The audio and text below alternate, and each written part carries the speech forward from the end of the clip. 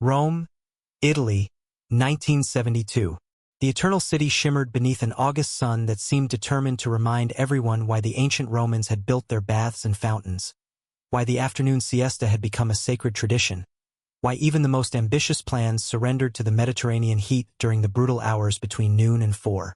But at the Cinecittà Studios on the southeastern outskirts of the city, where Fellini had dreamed his dreams and where countless sword and sandal epics had been born, the heat was merely another obstacle to be overcome. Inside Stage 5, the largest soundstage on the legendary lot, nearly 200 people labored through the oppressive warmth, their movements coordinated with the precision of a military operation, their focus absolute despite the sweat that soaked through their clothing and pooled on the polished concrete floor. The set had been constructed to represent the interior of a Roman restaurant, an elaborate recreation that would serve as the backdrop for several key scenes in the production. Italian craftsmen, renowned throughout the film industry for their attention to detail, had built something that looked more authentic than many actual restaurants in the city. Marble columns rose toward a ceiling painted with classical motifs. Wrought iron fixtures held electric candles that flickered with convincing randomness. Tables dressed in crisp white linen awaited diners who would never arrive, their place settings arranged with geometric precision. And through the tall windows that lined one wall, a painted backdrop depicted a Roman streetscape so realistic that several crew members had been momentarily confused about which direction led to the exit. But the restaurant set was not where the real action was happening today. That honor belonged to a smaller, more intimate space that had been constructed in the far corner of the soundstage, a recreation of a back room where, according to the script, the film's climactic confrontation would begin before spilling out into the restaurant proper and eventually reaching its ultimate destination at the Colosseum itself. It was in this back room set that Bruce Lee and Chuck Norris had been rehearsing for the past 3 hours, refining the choreography that would become one of the most celebrated fight sequences in cinema history.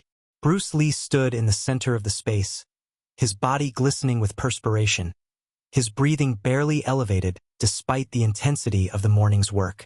He wore simple training clothes, loose black pants, and a white undershirt that clung to the contours of his legendary physique. At 31 years old, he was at the absolute peak of his physical powers, every muscle defined with the precision of an anatomical diagram, every movement carrying the coiled potential of explosive force. His eyes, dark and penetrating, scanned the space with the constant assessment of a martial artist who never truly relaxed, who understood that danger could emerge from any direction at any moment. Across from him, stretching muscles that had begun to tighten during a brief water break, Chuck Norris presented a striking contrast. Where Bruce was compact and explosive, Chuck was tall and methodical. Where Bruce's style emphasized speed and fluidity, Chuck's karate background gave him a more linear, powerful approach.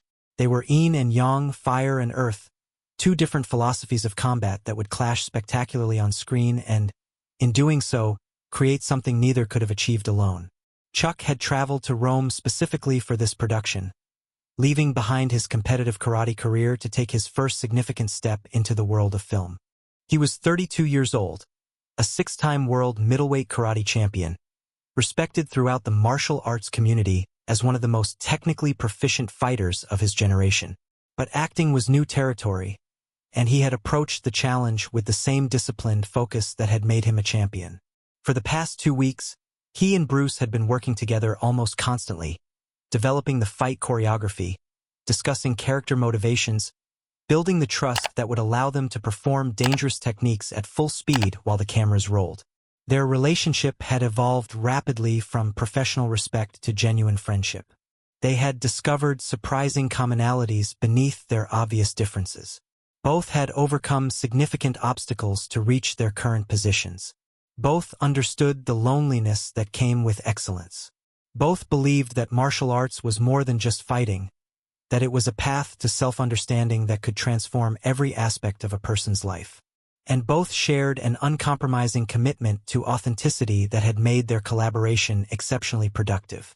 "That last combination needs more space," Chuck said, rolling his shoulders to loosen the tension that had accumulated during their extended rehearsal. His voice carried the flat vowels of his Oklahoma upbringing, a reminder that this karate champion had grown up far from the Asian traditions he had come to master. When I throw the spinning back kick, I'm coming too close to actually connecting. We need to adjust the timing so the camera can catch the full rotation without me taking your head off." Bruce nodded, already visualizing the adjustment. "You are right. We will add a half-beat pause after your combination. I will use that moment to show fear, which will make your attack seem even more powerful.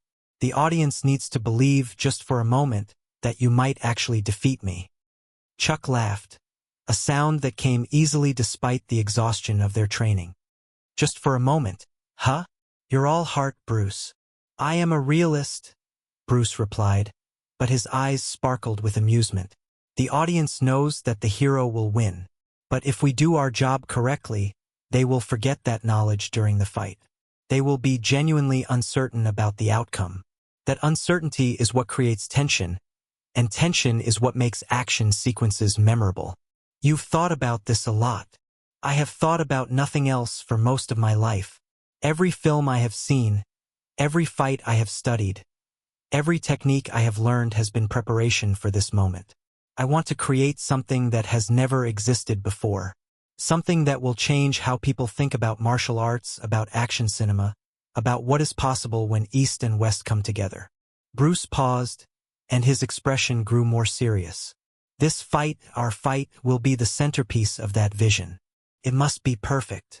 Chuck met his gaze and nodded slowly. He had worked with many martial artists over the years, had trained champions and taught seminars and competed against the best in the world. But he had never encountered anyone quite like Bruce Lee. The intensity, the vision, the absolute certainty that he could achieve things others considered impossible. It was inspiring and slightly terrifying in equal measure. "Then let's make it perfect," Chuck said simply. They were about to resume their rehearsal when the main doors of Stage 5 opened with a sound that cut through the ambient noise of production like a knife through silk. Every head turned toward the entrance, drawn by some instinct that recognized the arrival of something significant. And what they saw made the temperature in the already warm soundstage seem to drop by several degrees. 6 men entered the building, moving with the coordinated precision of a military unit. They wore expensive suits that somehow looked wrong on their bodies, as if the sophisticated clothing was a costume rather than a natural expression of their personalities. Their faces were hard, their eyes constantly scanning, their hands positioned in ways that suggested easy access to concealed weapons. They were professionals, that much was obvious.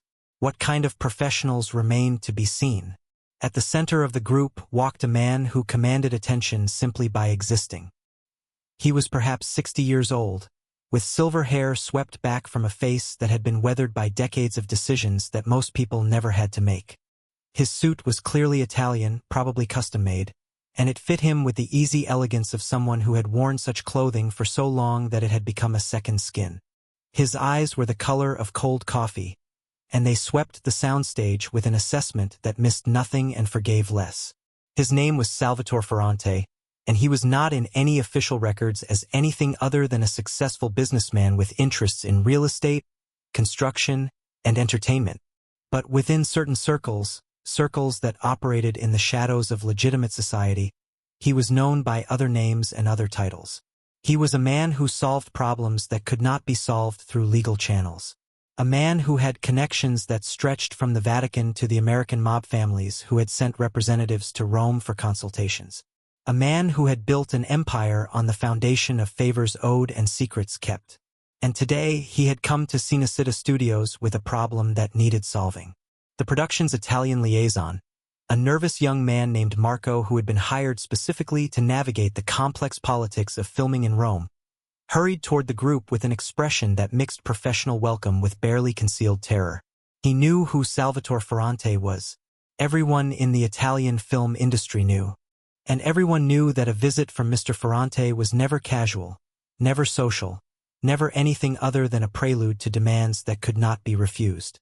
"Mr. Ferrante," Marco said, his bow slightly too deep, his voice slightly too loud. "What an unexpected honor. We were not informed that you would be visiting the production today. Please, allow me to inform Mr. Lee that you are here. I am certain he would want to greet you personally." Ferrante raised a hand, and Marco fell silent immediately, as if someone had pressed a mute button on his voice. "That will not be necessary," the old man said.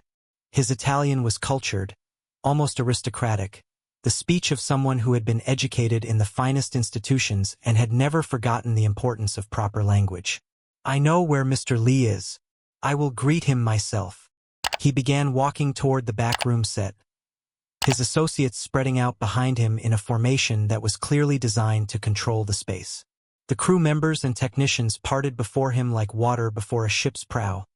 No one willing to make eye contact, no one willing to be noticed. The air itself seemed to grow heavier as he passed, as if his presence carried a physical weight that pressed down on everyone within range. Bruce had observed the entrance with the calm assessment that was his trademark. He had recognized immediately what kind of men these were, had understood from their first step through the door that this was not a social call. His body had subtly shifted into a state of readiness, his weight perfectly balanced, his hands loose at his sides. To the untrained eye, he might have looked relaxed, even unconcerned. But Chuck Norris, standing beside him, could feel the change in his friend's energy.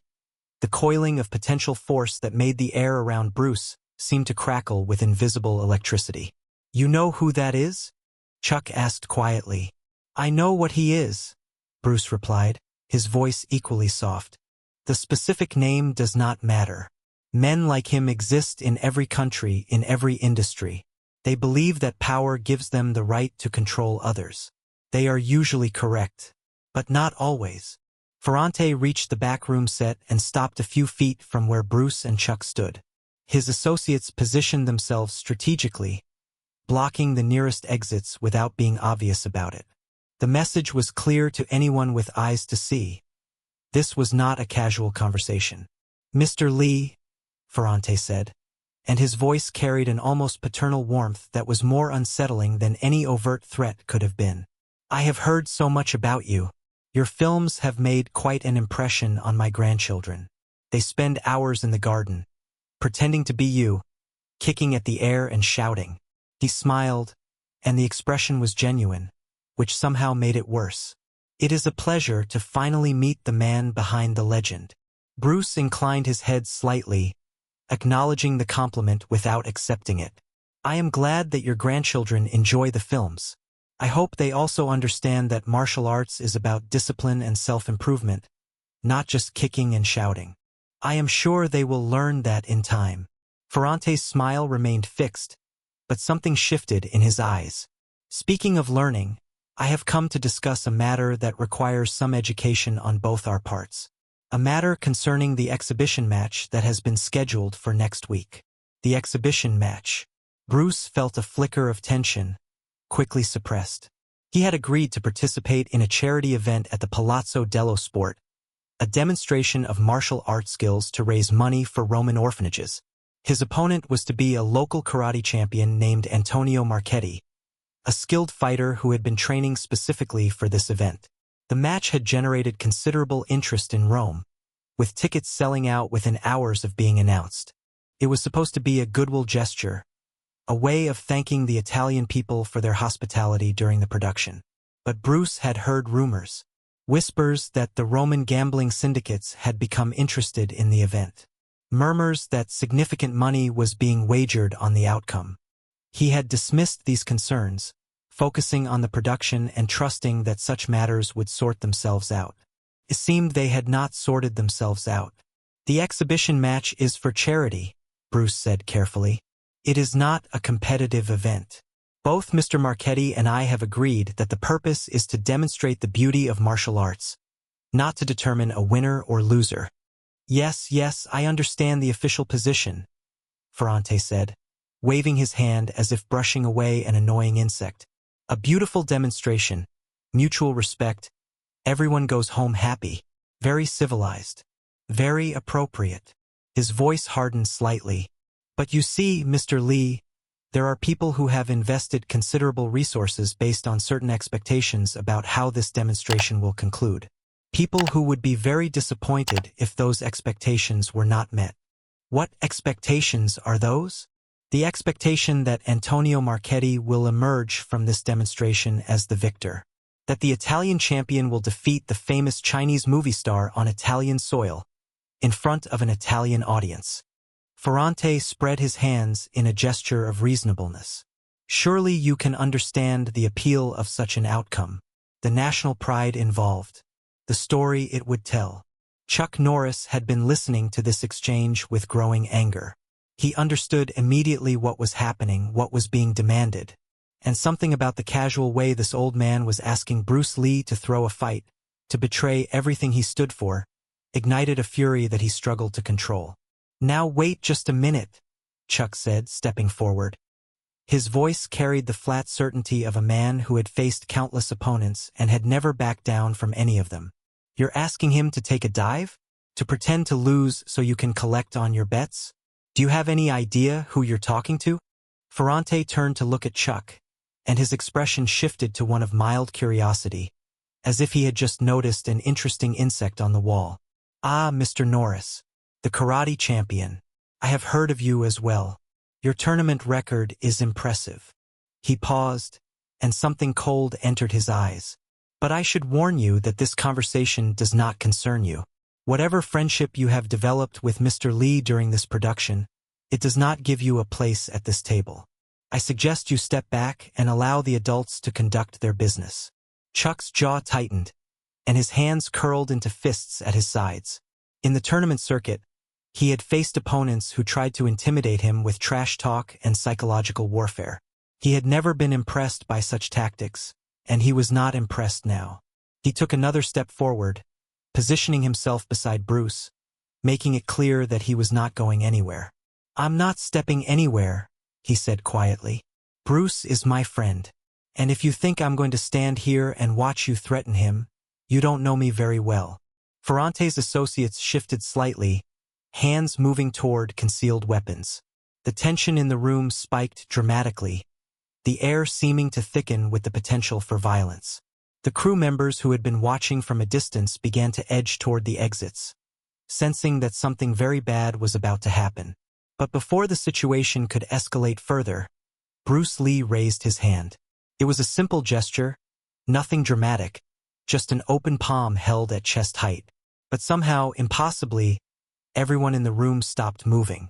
The associates froze with their hands halfway to their weapons.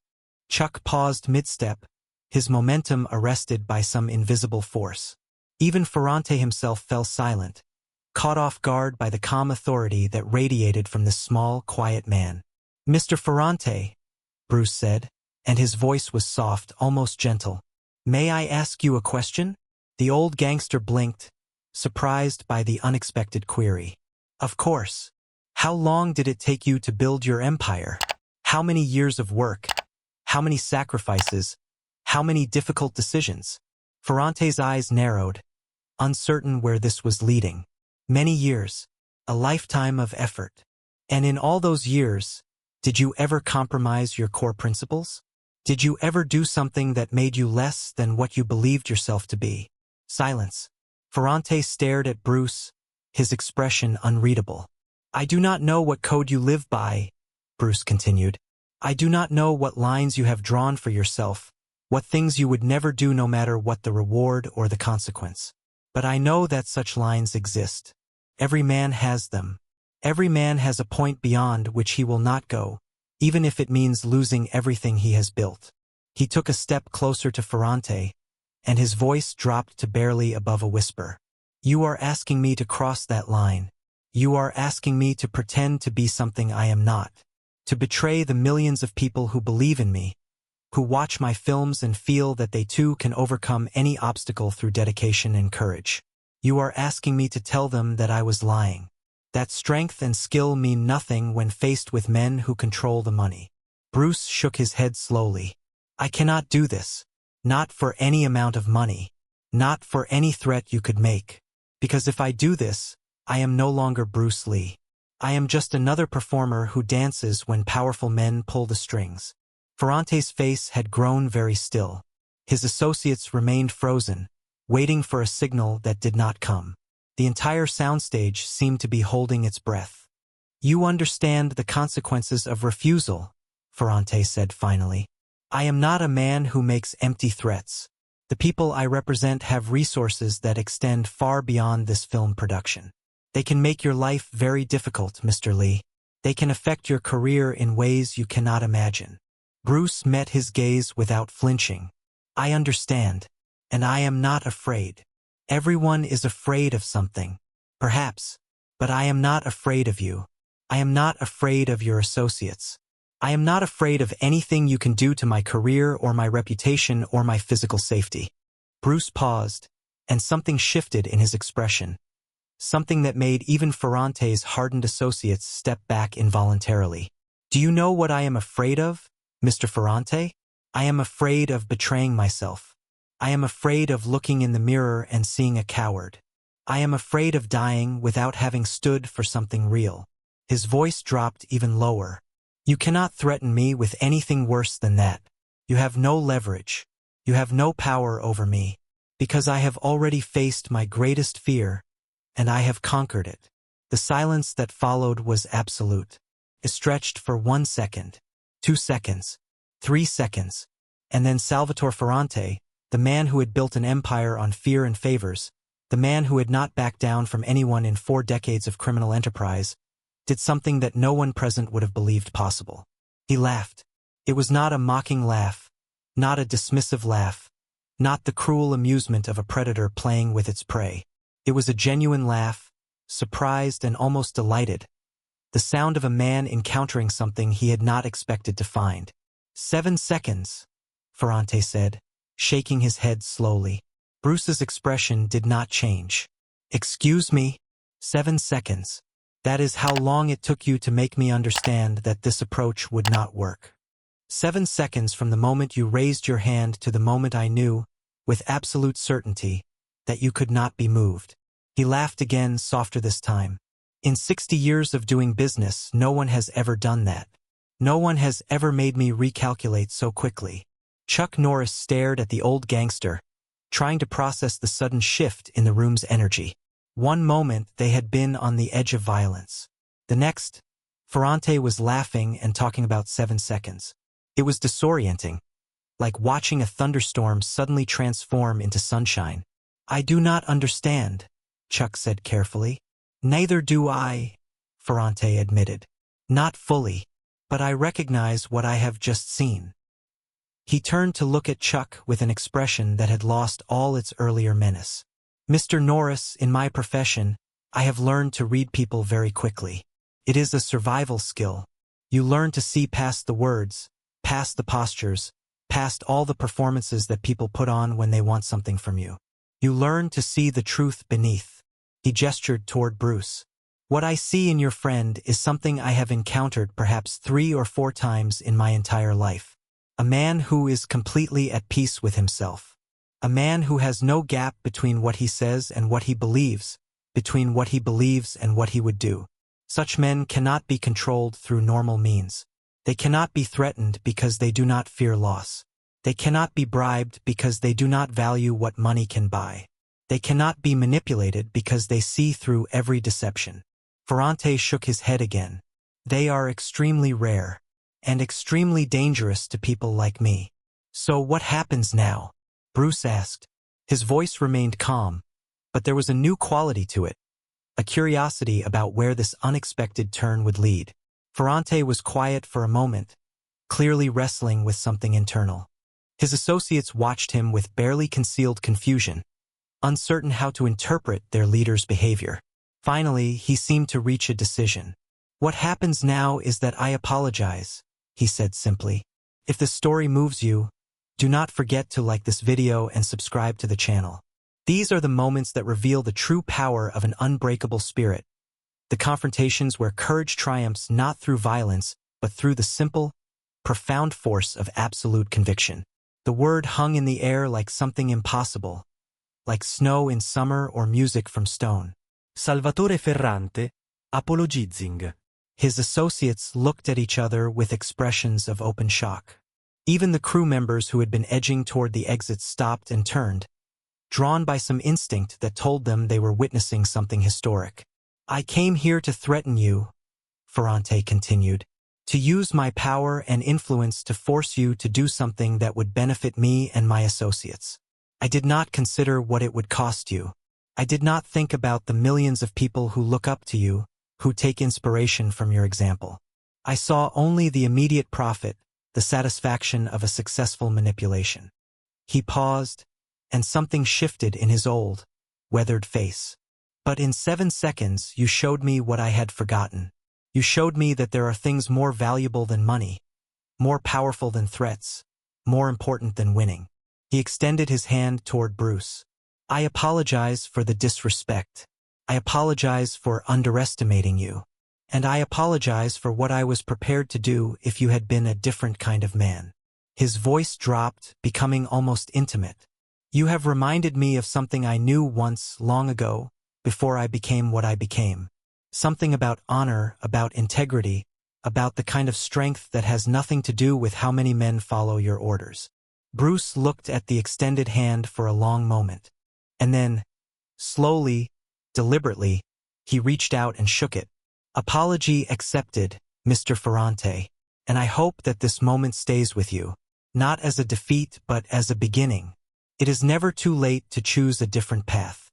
Ferrante smiled, and for just a moment, the mask of the gangster slipped, revealing something more human beneath. "At my age, Mr. Lee, different paths are hard to find, but perhaps I can make this one a little less harmful than it might have been." He released Bruce's hand and stepped back. "The exhibition match will proceed without interference. You will fight Marchetti honestly, and whatever happens will happen. I will ensure that my associates adjust their expectations accordingly." "That is appreciated. And perhaps—" Ferrante hesitated, as if uncertain whether to continue. "Perhaps when your film is complete, you might arrange a private screening for my grandchildren. They would be thrilled to meet their hero in person." Bruce smiled, and it was a genuine smile, warm and surprisingly affectionate. "I would be honored, and I will teach them a few kicks, if their grandmother permits. She will probably insist." Ferrante turned to his associates and made a small gesture. "We are leaving. This business is concluded." The associates fell into formation around him, their confusion still evident but their training too strong to allow them to question orders openly. As the group began moving toward the exit, Ferrante paused and looked back over his shoulder. "Mr. Norris." Chuck straightened, surprised to be addressed. "Yes, you have a good friend in Mr. Lee. A rare friend, the kind that cannot be bought or sold or replaced." Ferrante's eyes were distant, perhaps remembering friends he had once had, friends lost to time and the choices that separated men from their better natures. Treasure that friendship. Such things do not come twice in a lifetime. And then he was gone, sweeping out of stage 5 with his associates trailing behind him, leaving a room full of stunned people who were still trying to process what they had just witnessed. The silence stretched for several long seconds, and then Chuck Norris released a breath he had not realized he was holding. "What the hell just happened?" Bruce turned to look at him, his expression returning to its usual calm. "What happened, my friend, is that we learned something important about the nature of power. We learned that Italian mob bosses can be talked out of their plans in 7 seconds. We learned that even the most hardened hearts can be reached, if you speak to what is deepest in them." Bruce smiled slightly. Mr. Ferrante came here believing he was dealing with an entertainer, a commodity to be managed. When he discovered that he was dealing with a man who could not be moved, he had to reconsider everything. And in that reconsideration, he remembered something about himself that he had forgotten. Chuck shook his head slowly. "I faced a lot of tough guys in my career, fighters who wanted to kill me in the ring, competitors who would have done anything to win. But I've never seen anyone handle a situation like that the way you just did." He paused, and his voice grew more thoughtful. "You didn't threaten him. You didn't posture. You just stood there. And somehow that was enough.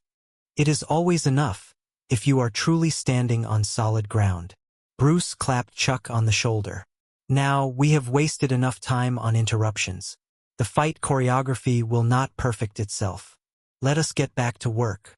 They returned to their rehearsal, but the atmosphere in the soundstage had changed irrevocably. The crew members who had witnessed the confrontation moved with a new energy, a new sense of purpose. They had seen something that day that transcended their usual experience of filmmaking. They had seen a demonstration of what was possible when a man absolutely refused to be anything other than what he truly was. And as Bruce Lee and Chuck Norris worked through their choreography, refining each movement until it achieved the perfection that Bruce demanded, there was a new depth to their collaboration. They were no longer just two martial artists creating a fight scene. They were two men who had faced real danger together, who had stood side by side against forces that could have destroyed them, who had discovered in that moment of crisis the unshakable foundation of true friendship. The exhibition match took place the following week, in front of a sold-out crowd at the Palazzo dello Sport. Antonio Marchetti fought brilliantly, pushing Bruce to display techniques that the Roman audience had never seen before. The demonstration was exactly what it had been intended to be, a celebration of martial arts that transcended competition, a display of mutual respect between warriors from different traditions. But those who knew what had happened at Cinecittà Studios saw something more in Bruce's performance that night. They saw the confidence of a man who had faced a different kind of opponent and had emerged victorious. They saw the joy of someone fighting not because he had to, but because he loved the art and wanted to share that love with the world. They saw the freedom of a spirit that could not be constrained by threats or intimidation or any of the forces that kept ordinary people in line. In a private box overlooking the arena, Salvatore Ferrante sat with his grandchildren, watching the demonstration with an expression that mixed pride with something more complex. When Bruce executed a particularly spectacular technique, the children cheered and bounced in their seats, and the old gangster found himself smiling despite everything. No, his granddaughter asked, tugging at his sleeve. Is Mr. Lee really the strongest man in the world? Ferrante considered the question carefully before answering. Not the strongest, little one, but perhaps the bravest. There is a difference. What's the difference? Strength is about what your body can do. Bravery is about what your spirit can endure. He paused, remembering 7 seconds that had changed his understanding of power. Mr. Lee has a very brave spirit, the bravest I have ever encountered. The child nodded seriously, accepting this explanation with the complete trust that only grandchildren can offer. And Ferrante, watching Bruce Lee demonstrate another technique to the delighted crowd, felt something shift in his ancient, weathered heart. It was small, barely noticeable, like the first crack in a wall that has stood for centuries. But it was real, and it was the beginning of something he had not expected to feel at this late stage of his life. Perhaps he thought it was not too late to choose a different path after all.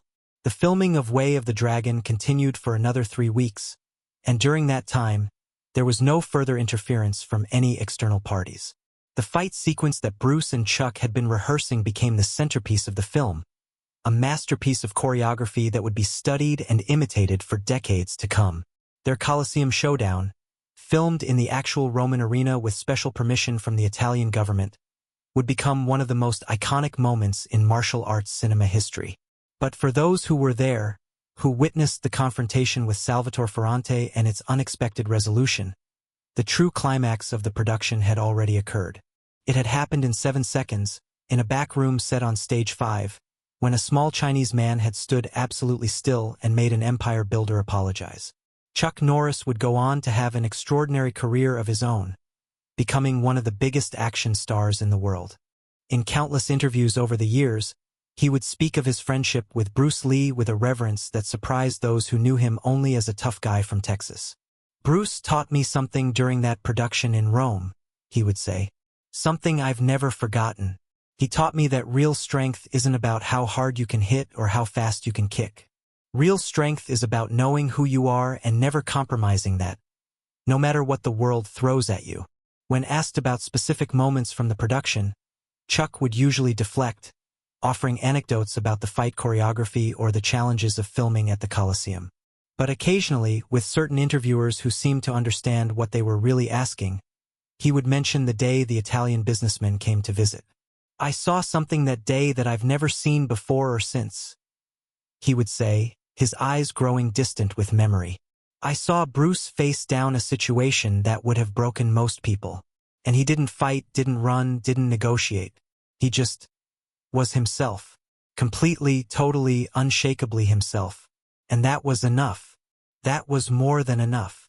Bruce Lee passed away the following year, in circumstances that remain controversial to this day. He was only 32 years old, at the height of his powers, with so much more to give to the world.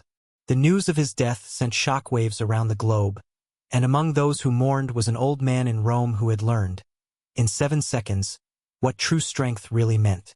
Salvatore Ferrante would live for another 15 years, eventually dying peacefully in his sleep at the age of 75.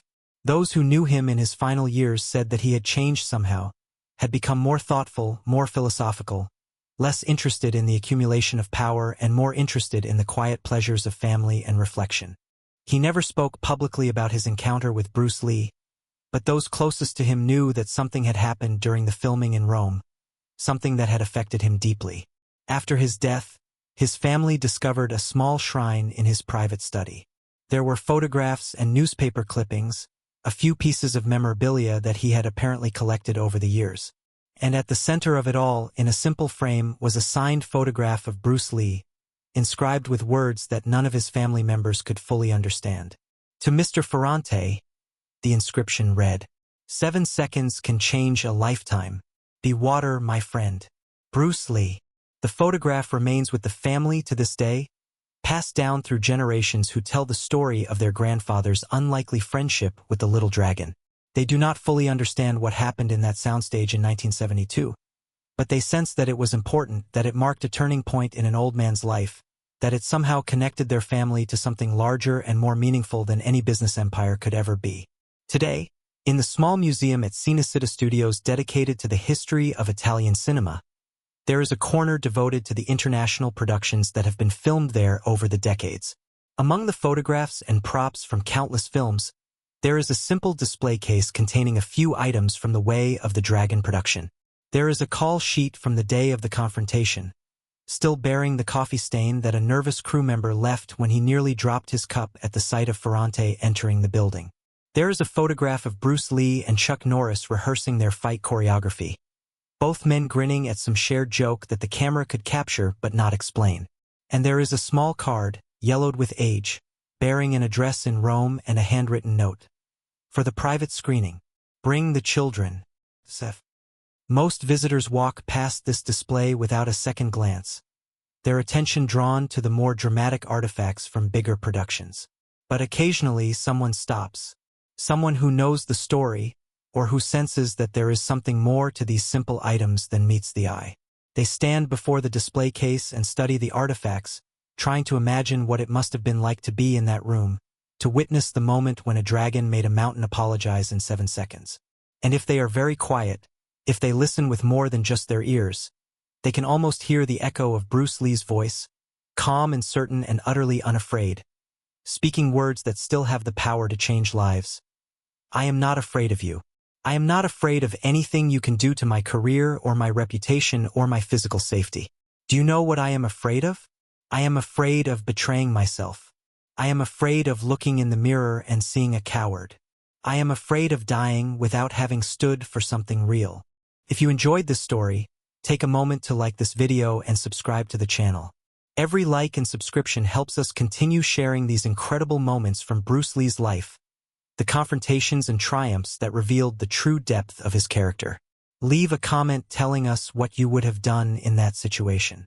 Would you have had the courage to stand your ground in front of a mob boss? What does Bruce's example teach us about facing the powers that try to control our lives? Share your thoughts. We read every comment, and together we keep the legacy of the little dragon alive. The museum closes at 7 o'clock every evening, later than most Roman establishments, as a courtesy to the tourists who flock to Cinecittà hoping to touch something of the magic that has been created there. The lights dim, the visitors file out, and the artifacts settle into stillness for another night. But in that quiet darkness, the display case from Way of the Dragon seems to glow with a faint, almost imperceptible light. It is probably just a trick of the security lighting, a reflection from somewhere that catches the glass at just the right angle. But then again, perhaps it is something more. Perhaps it is a reminder that some moments, some encounters, Some demonstrations of the human spirit are so powerful that they leave permanent marks on the very fabric of reality. 7 seconds. That is all it took. 7 seconds to show that courage is not about being unafraid, but about standing firm despite the fear. 7 seconds to demonstrate that true power has nothing to do with money or weapons or the ability to harm others. 7 seconds to change the trajectory of a man's life and plant a seed of transformation that would grow for years after the confrontation ended. Be water, my friend. The words echo through the darkness, soft as a whisper, powerful as a storm. Be water. And somewhere, in that space between memory and myth, between history and legend, between the man who was and the symbol he became, Bruce Lee stands forever in that back room set at Cinecittà Studios, his hand raised in a simple gesture, his spirit unshakable, his 7 seconds stretching into eternity.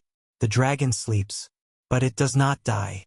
It only waits, gathering strength for the next flight, preparing for the next confrontation, dreaming of all the souls it will inspire to stand firm in their own 7 seconds of truth.